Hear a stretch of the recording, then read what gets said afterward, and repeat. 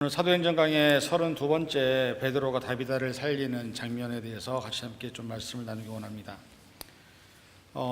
이 다비다라는 여자가 있는데 그 이름을 번역하면 도르가라고 나오죠. 그래서 다비다는 히브리식 표현의 이름이고 도르가는 헬라식 표현의 이름입니다. 근데 이 다비다라는 여자에 대한 이름의 뜻이 뭐냐면 영양, 그러니까 사랑 뭐 이런 개념이 있는데, 그 사슴이나 노루 같은 종류 중에 영양이라는 혹시 동물 아십니까? 되게 가냘프고 되게 이렇게 좀 이렇게 순한, 되게 온순한 동물이 있습니다. 그 영양이라고 얘기하는데 영어는 모르겠어요. 근데 이 여자의 이름이 그러한 것처럼 이 여자는 다른 사람들에게 대단히 많은 선행과 구제를 했다라고 성경은 기록을 하고 있습니다. 전반적인 내용은 그렇습니다.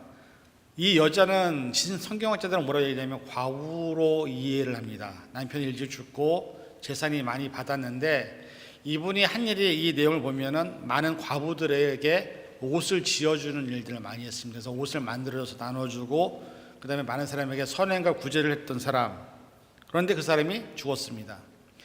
이 사람이 죽고 나니까는 이 사람에게 사랑을 많이 받았던 과부들이 와서 함께 울어주고 장례식을 치르는 장면이 나오고, 그때에 이 요바에 있었던 사람들이 베드로가 지난주에 말씀드린 것처럼 애니라는 사람의 중풍병을 고친 것을 알고 있었고 베드로가 얼마 멀지 않은 곳에 있었기 때문에 베드로를 불러옵니다. 그리고 베드로가 와서 시체를 보고 이 사람들이 함께 있는 과부들 다 내어 보내고 베드로가 기도를 하죠. 그러면서 도르가야 일어나라 이렇게 명령을 합니다.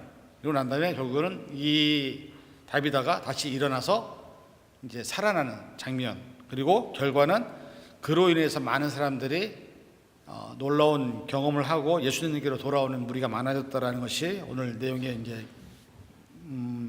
본문입니다. 근데 이 말씀들을 보면서 제가 몇 가지 생각을 해본 것이 있는데, 이 다비다라고 하는 여자는 사실 어떻게 보면은 과부로 살면서 남편이 죽고 난 다음에, 보통은 지금 여기 LA 안에서도 그 사별의 아픔을 겪으시는 분들이 많거든요. 사랑하는 사람이 갑자기 죽었다거나 아니면 갑자기 내가 사랑하는 아이가 사고로 해서 떠나보냈다거나 그랬을 때 그 충격에서 헤어나오지 못하는 경우가 많습니다. 그래서 여기서 많이 지금 정신건강에 관련된 기관에서 하는 것 중에 하나가 그분들을 회복하는 모임들을 많이 갖습니다. 근데 그 회복하는 모임에서 가장 많이 쓰는 교재가 12단계의 어떤 교재가 있는데, 그 교재 안에서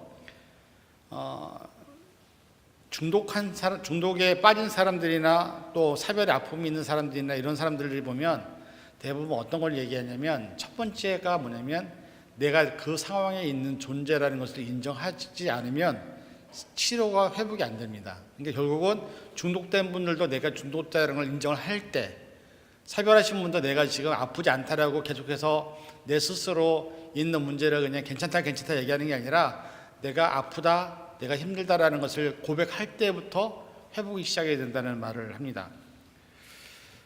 이 도르가 다비다라는 여자는요, 어떻게 보면은 많은 사람들에게 대단히 많은 선행과 구제를 한 사람입니다. 근데 이런 것이 과연 쉬울까? 쉽지는 않을 것 같습니다. 남편이 죽고 이 사람의 상황이 어떤 상황인지 모르겠지만 중요한 것은 이 사람은 자기가 처한 상황에 억눌려서 더 이상 나는 살 가망이 없어, 난 더 이상 못 살아라고 스스로를 포기한 게 아니라 오히려 자기가 갖고 있는 여러 가지 많은 환경들을 갖고 뭘 했냐면 주변에 있는 어려운 사람들을 도와주고 구제하는 일을 했다라는 거죠. 그러면 우리는 이렇게 생각할 수 있습니다. 그렇게 착한 사람이, 좋은 사람이 왜 죽어? 그렇지 않아요?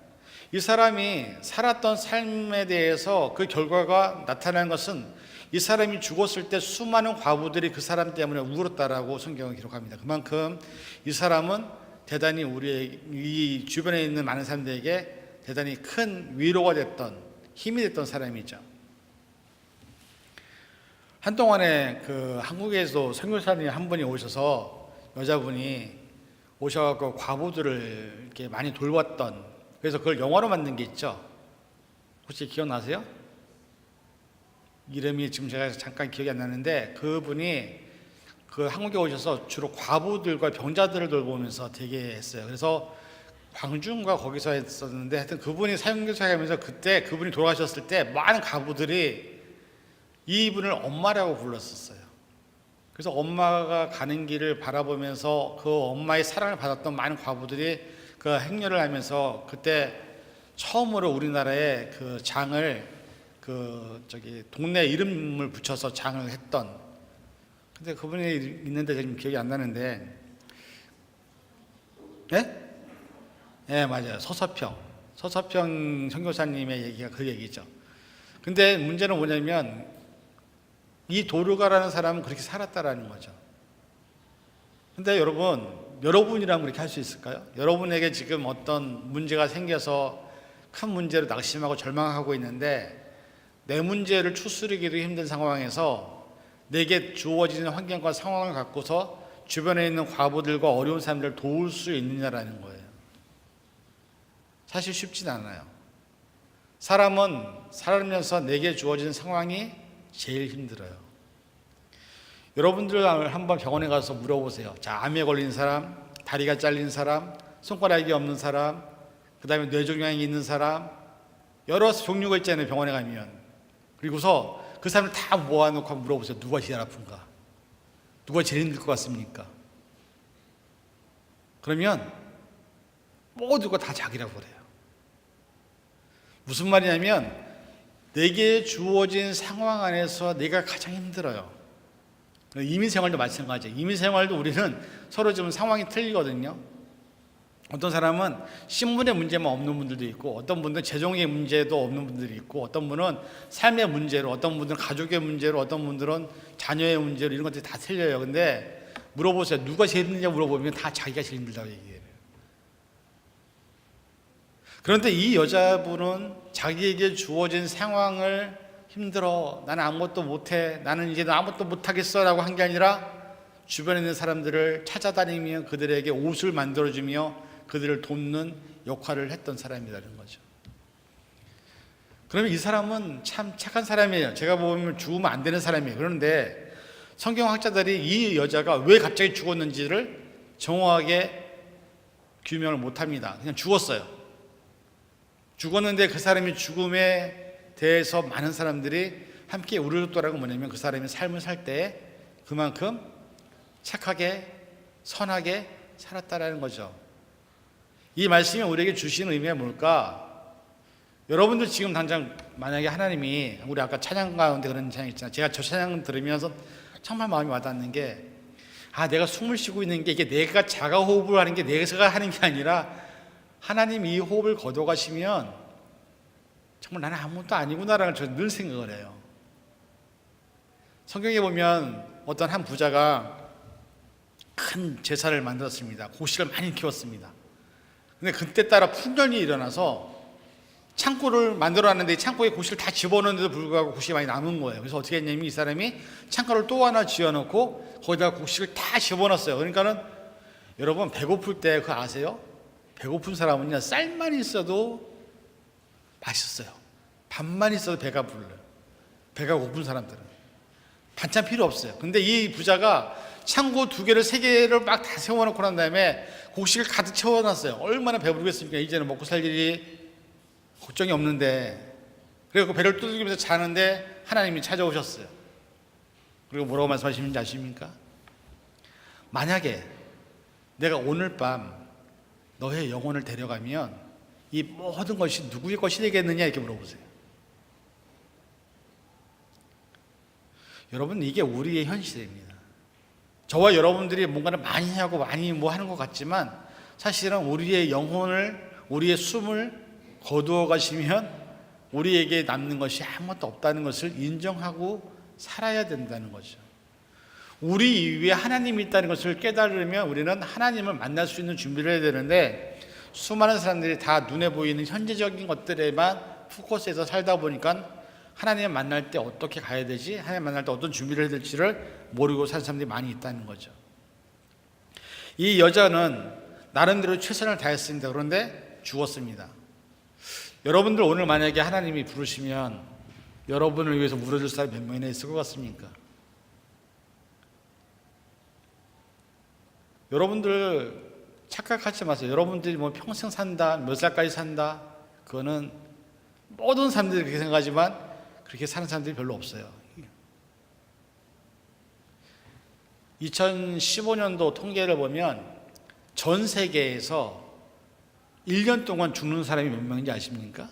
1년에 전 세계 사람 중에서 전쟁, 뭐 지진, 쓰나미, 화산 폭발, 그 다음에 굶어 죽는 거, 차 사고, 질병, 여러 가지 죽는 이유가 있잖아요. 근데 1년 동안 죽는 사람이 몇 명인지 아십니까? 2015년 통계로 7천만 명입니다. 1년에 죽는 사람이 7천만 명이 죽습니다. 7천만 명 여러분 카운트할 수 있을 것 같아요? 우리가 하루하루 살아있다는 것은 그 7천만 명이 들어가지 않았기 때문에 살아있는 것 뿐이지, 우리도 여러분들도 언제든지 죽음에 대해서 이미 죽을 수 있는 사람이라는 거예요. 왜? 여러분 운전하고 다니시잖아요. 운전하다 죽는 사람이 얼마나 많습니까? 이 세상에 병 걸려 죽는 사람 얼마나 많습니까? 어쩌면 우리도 이 여자처럼 어느 날 언제 갑자기 나도 모르게 하나님이 나를 데려가실 수도 있다는 사실을 깨달아야 된다는 거죠. 그런데 문제는 이 사람의 삶의 결과가 그렇게 나쁘지 않았다는 거예요. 많은 사람들이 이 사람이 죽음을 애도하며 이 사람을 찾아와서 이 사람을 위해서 울고 있었다는 거죠. 그만큼 이 사람은 그래도 삶에 남기고 간 흔적이 있다는 거예요. 간혹가다 TV에서 장례식 하는 장면이 나오면 비교가 되지 않아요? 물론 이제 사람의 인사치레로 오는 사람도 있지만, 어떤 한 분이 죽었는데 장례식장에 사진 하나 걸려 있고 상주 혼자 앉아 있고 아무도 찾아오지 않는 장례식에 있는 장면이 나올 때가 있어요. 근데 어떤 사람이 죽었는데 그 사람의 장례식에는 수많은 사람들이 찾아와서 그 사람의 죽음을 애도하고 그 사람의 죽음을 슬퍼하는 사람들이 있어요. 여러분이 죽었을 때 여러분을 죽음을 애통해하며 슬퍼하며 울 수 있는 사람이 가족 말고, 가족이 당연히 그러겠죠. 근데 가족 말고 도대체 어떤 누군가가 여러분의 삶에 대한 것들에 대해서 애통하며 슬퍼할 수 있을까요? 한번 생각해 보세요. 그래서 카운트를 한번 해보세요. 내가 죽었을 때 나의 죽음을 위해서 슬퍼하고 애도할 사람이 100명 정도만 있다고 한다면 저는 그 인생이 그래도 성공한 인생이라고 생각을 해요. 인생에 성공과 실패라는 게 없지만 내가 그만큼 그들과의 관계 속에서 나라는 존재는 그들에게 남겨진 존재라는 것이 증명이 된 거기 때문에,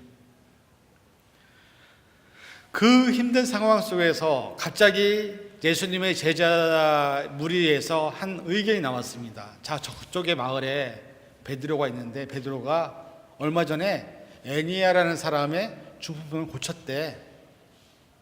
우리 빨리 베드로를 데리고 와보자 라고 의견이 나왔습니다. 그리고 이 사람들은 베드로를 데리러 가서 데리고 옵니다. 이 사건이 주는 교훈이 뭔지 아세요?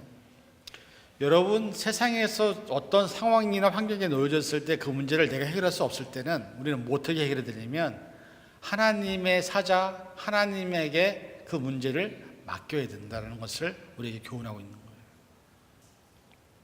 사람이 이미 죽었기 때문에 사람으로서는 할 수 없는, 더 이상 아무것도 할 수 없는. 근데 베드로를 데리고 오자 누군가 제일 했어요. 왜? 얼마 전에 베드로가 애니야라는 사람이 8년 동안 중풍병으로 누워 있었던 사람인데 그 사람을 일으켰대 라는 얘기를 여기는 알고 있었으니까. 그리고 그들은 베드로를 데리고 옵니다. 데리고 와서 베드로가 딱 위에 올라가 봤더니 이 도르가의 시체가 보통은요, 유대의 장례법상 사람이 죽으면 원래 천을 똘똘똘 다 말아놓습니다. 깨끗하게 씻은 다음에 그 다음에 그 시신을 원래 동굴로 안장을 하게 되어 있는데, 이 도르가는 여자에 대해서 이 사람들이 그냥 다락에다가 모셔놓은 거예요. 깨끗하게 정리만 해놓고. 거기에 대해서 성경학자들 뭐라고 얘기하냐면, 이 여자의 죽음에 대해서 많은 사람들이 이 여자를 보내고 싶지 않은 마음에 그래도 좀 더 오래 자기들과 함께 있고 싶어서 실체를 장사 지르지 않고 그냥 데리고 있었다라고 얘기를 하더라고요. 여러분들 그 바보 온달과 평강공주 얘기 혹시 아십니까?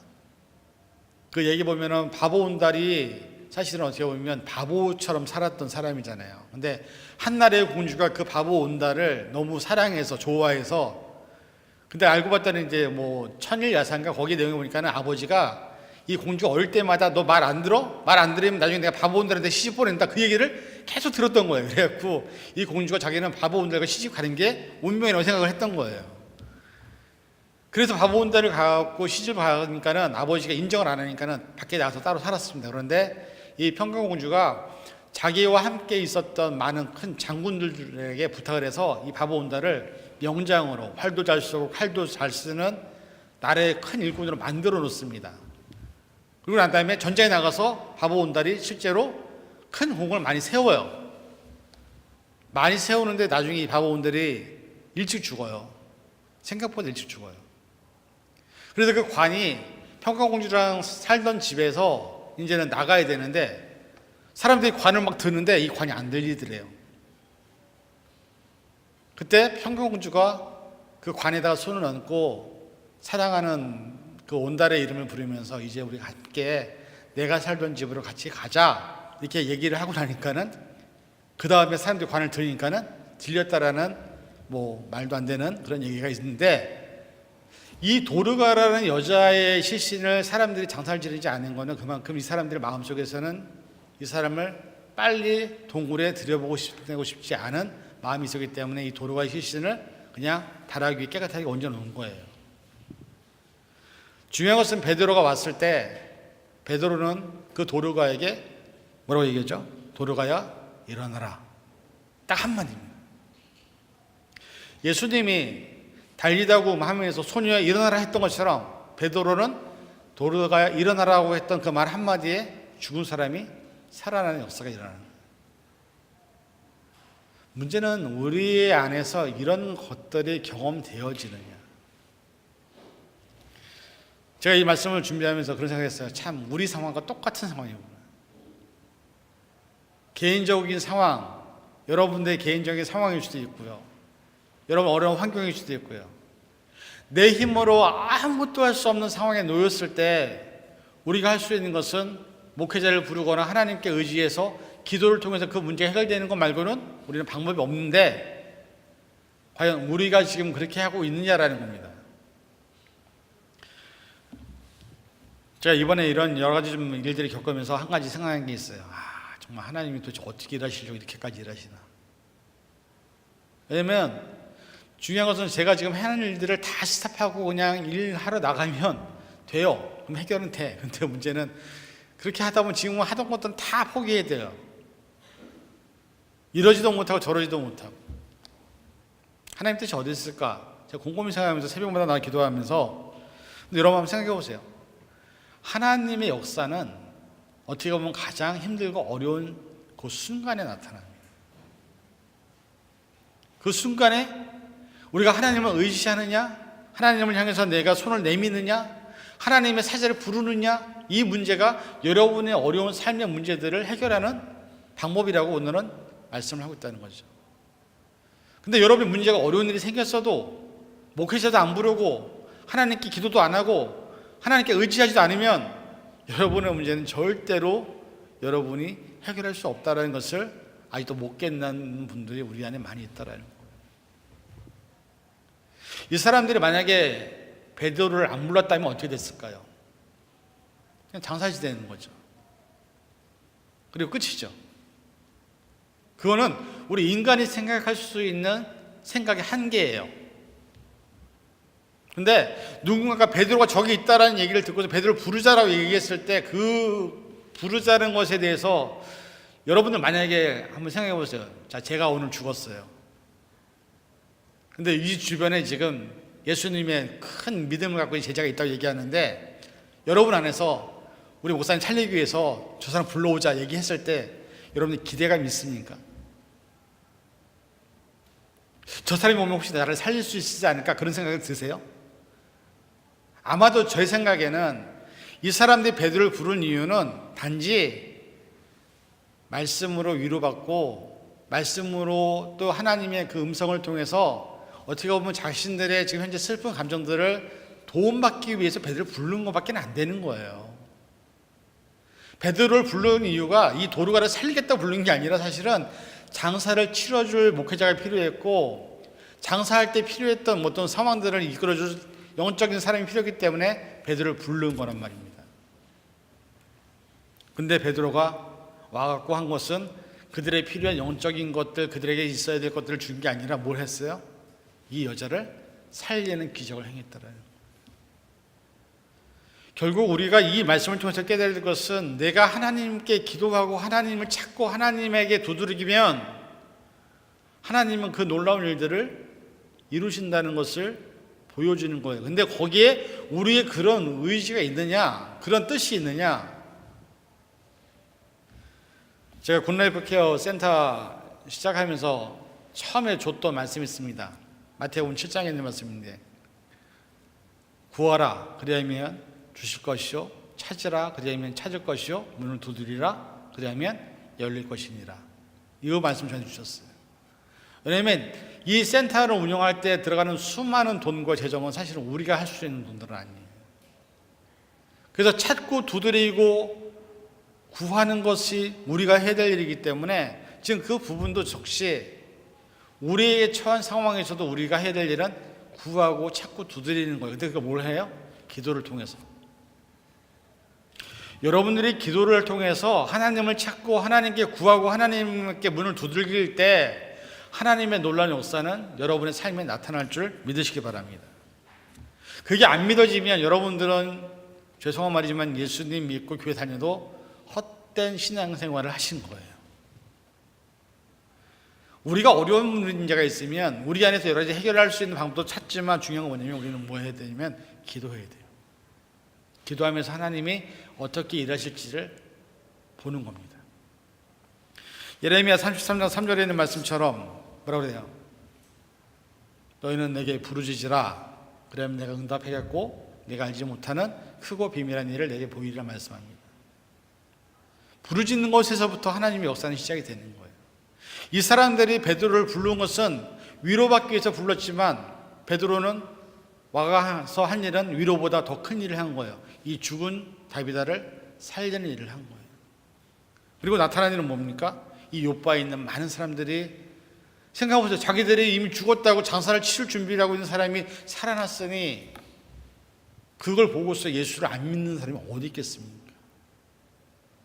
어쩌면 우리의 삶에서도 내게 주어진 상황과 어려움들이 있는데 그 상황 안에서 하나님을 의지하고 하나님께 기도할 것이냐 아니면 그냥 세상의 흐름대로 갈 것이냐는 우리의 선택입니다. 그러나 한 가지 중요한 것은 하나님이 일하시면 그 일을 통해서 놀라운 많은 일들을 통해서 하나님의 믿는 사람들이 더해지는 역사가 일어나게 된다는 것이죠. 근데 저는 제 마음속에 지금 그것이 우리 교회 상황이고 굿라이프 케어 센터라고 생각합니다. 제가 어저께 어떤 분을 좀 만났어요. CPA 관련돼서 좀 문의할 것도 있고 제가 좀 상의할 것도 있어서. 근데 그분 만나고 나니까요 마음에 되게 힘들었어요. 그분의 얘기한 대로라면 나는 할 수 있는 게 아무것도 없는 거예요. 이 상황에서. 그게 맞아요. 현실적으로는. 법적으로도 그 말이 맞아요. 근데 중요한 것은 그렇게 한다고 하면 나는 가만히 있어야 되나요? 아무것도 하지 말고 가만히 있어야 되나요? 중요한 것은 그 속에서 하나님을 바라보느냐, 그 속에서 하나님을 의지하느냐, 이거는 나의 선택이죠. 상황의 환경이 그렇다 할지라도 그 속에서 하나님이 나를 위해 예비하신 것이 가장 좋은 것인 줄 믿느냐라는 것도 내 선택이죠. 우리 주변에 내가 죽음과 같은 상황에 놓여졌다 할지라도 죽음과 같은 상황 안에서 여러분들이 하나님을 바라볼 거냐 말 거냐는 여러분의 선택입니다. 목회자를 불러오고 사도들을 불러와서 그 사람들로 하여금 놀라운 일들을 경험할 거냐 말 거냐는 그거는 우리의 한계를 넘어선 문제라는 거죠. 오늘 이 상황들이 어쩌면 우리에게 그것을 요구하는 것이 아닌가. 제가 요즘 그냥 그런 생각을 해요. 사실 매주마다 말씀을 준비하는 것들을 제가 이제 수요일 날은 시편 강의를 하고 금요일 날은 제가 이제 동영상 설교 순서에 맞춰서 가거든요. 그리고 이 사도행전 강의를 하면서 근데 제 개인적인 생각이 어쩌면 그렇게 그때마다 정말 우리한테 맞는 말씀을 주실까, 필요한 말씀을 주실까. 이 사건도 어떻게 보면 우리의 현재 상황에는요 정말 딱 맞는 말씀이에요. 근데 이 상황 속에서 여러분들이 우리가 교회로서 무엇을 바라보고 무엇을 선택할 것이냐는 이제 우리의 선택만 남겨져 있는 상황입니다. 눈으로 보면 이미 죽은 여자에 대해서 뭐가 희망이 있겠습니까? 이미 죽었는데. 그렇지 않아요? 그럼 더 이상 우리가 할 수 있는 게 없는 거예요. 사람이 죽었는데 여러분들 할 수 있는 게 뭐 있어요? 사람이 죽으면 그 사람이 연결된 모든 것들 다 떼어냅니다. 맥박이든 산소호흡기든 다 떼어냅니다. 왜? 죽었으니까. 사람으로서는 더 이상 할 수 있는 게 없으니까. 근데 많은 사람들이 거기서 끝이라는 거죠. 하나님이 하실 일들에 대해서는 우리는 사실은 더 이상 생각하지 않는 게 우리의 모습이죠. 근데 이 사람들은 뭘 했느냐? 베드로를 초청했다라는 거예요. 그리고 베드로를 통해서 이 여자가 살아나는 것을 경험했다라는 거예요. 연수가 다해서 하나님이 부르시는 것에 대해서는 솔직히 할 수 있는 게 없습니다. 그러나 이 여자는 아마도 하나님이 좀 더 일을 시키시기 위해서 베드로를 통해 살리신 것이 아닌가. 그럼 이 여자가 살아나서 뭐 했겠습니까? 무슨 일 했겠어요? 아마도 자기가 하지 못했던, 이 여자는 죽으면서도 안타까웠을 거예요. 내가 좀 더 많은 사람들을 도와주고 좀 더 많은 사람들을 위해 구제해 줄 수 있었는데 그걸 못한 것에 대한 아쉬움이 이 여자에게 있었을 겁니다. 근데 이 여자가 살아나서 한 일은 안 봐도, 성경에 나와 있지 않지만 안 봐도 아마 많은 사람들을 돕고 구제하고 그 사람들을 위해서 또 열심히 옷을 지어줬을 거예요. 그 일들을 통해서 하나님의 영광이 나타나는 거죠. 오늘 저와 여러분의 개인적인 상황들이 이런 죽음과 같은 상황이 놓일 수도 있어요. 아무것도 할 수 없고 도대체 내 힘을 할 수 없고. 근데 여러분에게 부탁드리는 것은 그 속에서 누굴 바라볼 거냐는 거예요. 누구를 초청할 거냐는 거예요. 누구에게 의지할 거냐는 거예요.